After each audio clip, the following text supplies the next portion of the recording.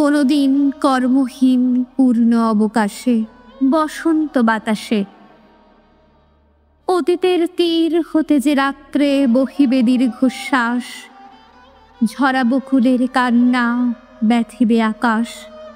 সেইক্ষণে খুঁজে দেখো কিছু মোর পিছে রহিল সে, তোমার প্রাণের প্রান্তে বিস্মৃতি প্রদোষে হয়তো দিবে সে জ্যোতি, হয়তো ধরিবে কঘু নাম হারা স্বপ্নের মূরতি।